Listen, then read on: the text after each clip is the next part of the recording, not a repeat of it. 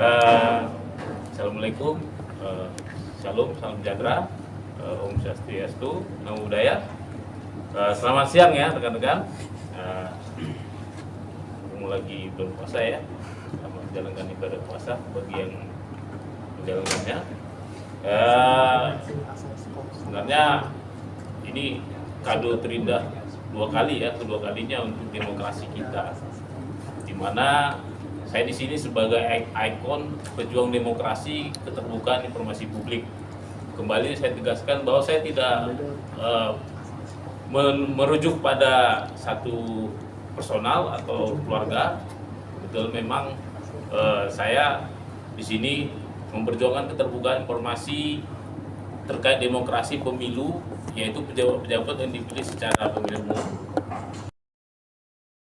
adalah Bapak mantan presiden kita, Bapak Jokowi, dan wakil presiden saat ini yaitu Bapak Gibran Rakabuming.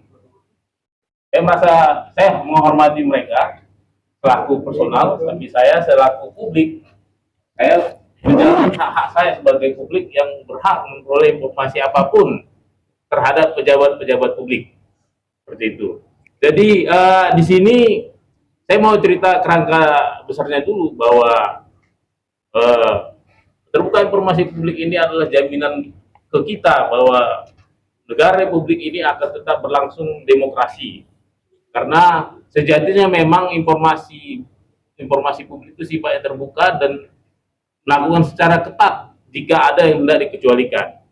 Ya, saya cerita sedikit bahwa 2 minggu lalu bersama Bang Mike tuh Sentana, kebetulan ada waktu itu penduduk desa dari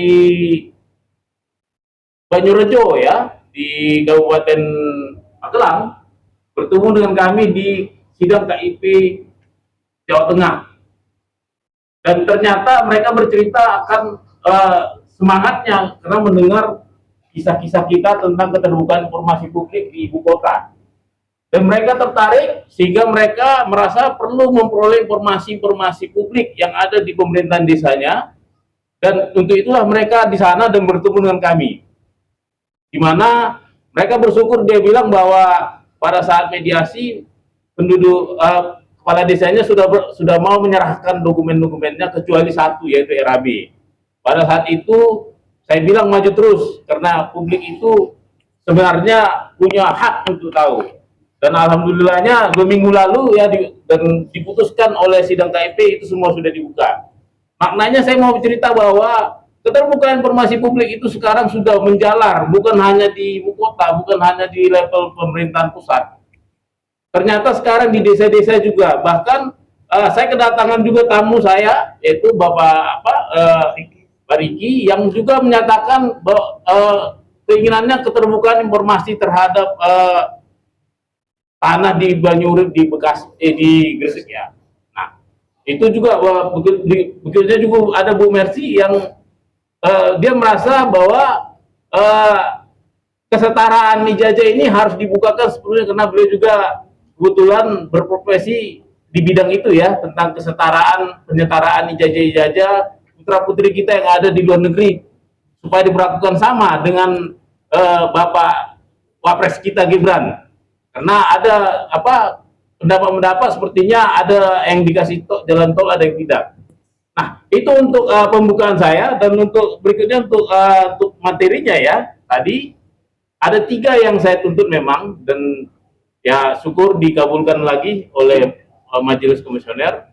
Dan meskipun ada dissenting opinion, saya berterima kasih ya kepada Pak Syawaludin selaku ketua majelis, dan Pak Handoko selaku anggota, dan juga Pak IGD Naryana yang meskipun belum memberikan dissenting opinion, tapi itu sangat saya hargai ya. Bagaimanapun keputusan harus ada, dan saya berterima kasih untuk majelis ini secara keseluruhan dan KIP secara total. Adapun yang tadi yang dimintakan itu dikabulkan, ada pertama formulir permohonan informasi. Jadi pada saat itu perlu rekan-rekan ketahui bahwa saya menemukan ada upaya Kementerian Kemendikdasmen menghalang-halangi publik memperoleh informasi. Caranya apa? Dia mensyaratkan saya pemohon informasi publik agar menandatangani surat ini. Di mana menurut saya, kalau saya tanda tangan ini, maka saya publik merasa terjolimi. Artinya, kalau saya tanda tangan ini berarti saya bukan berhubungan antara publik dan badan publik, tapi menjadi hubungan antara perdata, antara Bona dan pejabat PPID-nya. Makanya saya tidak mau menandatangani dan saya putuskan saya tidak menandatangani dan menempuh jalur KIP. Dan ternyata saya benar. Tadi diputuskan oleh majelis bahwa mereka tidak boleh lagi membuat prosedur seperti ini. Itu salah satu putusan utama tadi. Jadi bagi teman-teman publik, kalau ada menemukan hal-hal seperti ini di PPID manapun di Indonesia, yang menghalang-halangi, yang meminta-minta dokumen seperti ini, bermaterai lagi pernyataan macam-macam, segera laporkan ke KIP bahwa itu melanggar prosedur keterbukaan informasi publik. Seperti ini kan ada materai, terus ada pernyataan-pernyataan bahwa saya tidak boleh menyerahkannya macam segala, ini ada beberapa item. Nah, silakan nanti dipublikasikan, ini tidak boleh lagi. Dan yang kedua itu tentang salinan penyetaraan. Itu tadi majelis juga menyimpulkan bahwa itu sifatnya sudah terbuka dinyatakan, meskipun saya sebenarnya sudah dapat dari pintu, bukan pintu belakang, ini resmi sebenarnya, ini dari KPUD Kota Solo, Surakarta, hanya masih ada yang ditutup-tutupin ya. Namun saya perlu klarifikasi ini ke pihak yang mengeluarkan, ini kan pihak pengguna. Makanya saya minta ke Kemendikdasmen selaku lembaga yang mengeluarkannya. Dan ternyata tadi sudah diputuskan majelis bahwa ini sifatnya terbuka untuk umum. Karena memang ini menjadi syarat pengganti ijazah. Sementara kita tahu bahwa di PKPU ijazah itu ada syarat mutlak untuk menjadi calon wakil presiden maupun presiden. Seperti itu. Dan berikutnya tentunya bagaimana ini keluar ya, ini nanti kemungkinan berkepentingan dengan urusan Bu Mercy ya. Bagaimana ini keluar tentunya ada alasan-alasan hukum di baliknya. Makanya saya minta apa dasar dari dikeluarkannya surat ini, penyetaraan ini. Tentunya salah satunya itu ada 8 item yang dia harus kasih untuk mendapatkan ini. Salah satunya adalah ijazah yang mau disetarakan, yaitu dari luar negeri. Nah, ternyata tadi hakim memutuskan juga mengabulkannya. Saya meminta 8 item itu disebut apa-apa saja.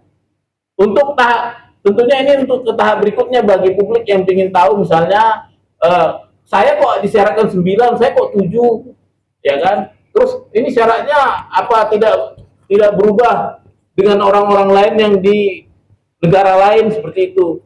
Itu nanti akan menjadi transparan semuanya.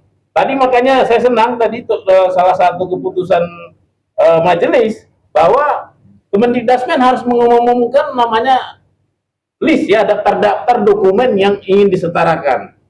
Seperti itu. Dan tak lupa juga saya berterima kasih kepada Bapak Presiden Prabowo ya. Beliau selaku kepala negara tetap dalam pemikiran saya, beliau tidak melepaskan menjaga iklim demokrasi kita. Dengan ada kita seperti ini berdiri di sini, dengan adanya keputusan tadi itu adalah bentuk-bentuk dari demokrasi. Seperti itu, dan semoga kedepannya publik menjadi tercerahkan, informasi publik tidak dibatas-batasin lagi, ya, bukan hanya ijazah, bukan hanya surat tanah, bukan hanya data-data BPJS, ya, bukan mungkin informasi-informasi bersifat APBN, RAB, pokoknya pada prinsipnya setiap informasi yang dikuasai oleh publik, maka publik berhak memintanya. Begitu dari saya. Mungkin ada pertanyaan atau ada yang mau sampaikan? Pak, pas keputusan apa Pak, langkah apa yang akan dilakukan? Baik, kita tunggu 14 hari dari Kemendikdasmen. Kembali saya ingatkan Kemendikdasmen, Anda adalah penyelenggara negara yang menggunakan APBN, uang publik. Pak Prabowo, presiden kita selalu menggaungkan efisiensi. Jadi saya mohon Kemendagri jangan berpikir untuk melanjutkan ini di persidangan petun untuk banding, ya. Jangan menggunakan uang anggaran APBN untuk membayar pengacara, mengalihkan SDM untuk ngurus-ngurusin begini. Banyak yang mau diurus. Bila perlu kalau memang Kemendagri nggak ada kerjaan, urus MBG, bantu Pak Prabowo ngurus MBG, ya, seperti itu. Jadi harapan saya ya segeralah diberikan yang kita minta dua item tadi, ya, dua informasi gelondongan tadi, gitu. Katakanlah kalau misalkan memang melakukan banding, yang pemohon bagaimana? Kalau saya tidak akan melawan, saya akan ajak publik melawan.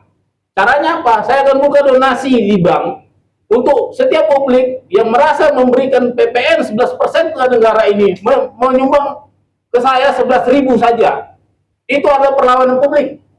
Justru saya akan semakin tertantang melawan pejabat-pejabat yang tidak sensitif terhadap kepentingan publik. Seperti itu. Pak, tadi kan Bapak bilang dapat surat keterangan itu juga dari KPUD Solo. Ya. Nah, itu didapat ijazahnya juga nggak? Kan itu kan surat keterangan penyetaraan. Ijazah yang disetarakannya dikasih juga nggak sama KPUD Solo? Sebenarnya kita jangan bersujud kepada Pak Gibran. Beliau sebenarnya sudah ngasih tunjuk ijazah itu. Cuman kita aja yang tidak cermat, ada di media dikasih tunjuk. Saya juga lihat. Makanya saya tidak minta. Kenapa? Itu sudah dipublikasikan. Silakan dicek nanti di internet, ya. Begitu. Makasih. Mungkin ada lagi yang terakhir? Pak, KIP juga mengabulkan perihal yang UGM, gimana Pak? Ya, saya rasa saya juga waktu di sidang saya bilang UGM itu ya harus memperhatikan demokrasi. Apalagi di situ adalah pejuang-pejuang demokrasi banyak. Ada dulu Pak Amin Rais, saya kenal. Saya kan angkatan 98 ya, pejuang demokrasi. Ya sebenarnya ya itu sangat wajar dan bisa ditebak, itu harusnya dipenuhi. Seperti itu. Masalah misalnya ada yang tidak ada, nah ini pertanyaannya. Itu bisa melanggar undang-undang kearsipan. Kalau ternyata ada barang-barang yang tidak ada yang dimusnahkan, itu bisa melanggar undang-undang kearsipan. Nah, tinggal kita lihat apakah arsip yang tidak ada itu bersifat permanen, yang tidak boleh dihilangkan atau tidak. Nah, aku lihat itu ada beberapa yang sifatnya vital, ya, ada yang sifatnya permanen. Namun kalau misalnya catatan-catatan yang menurut saya sah saja dihapuskan atau tidak didokumentasikan, seperti itu. Oke. Udah peringat. Kasih ya. Oke.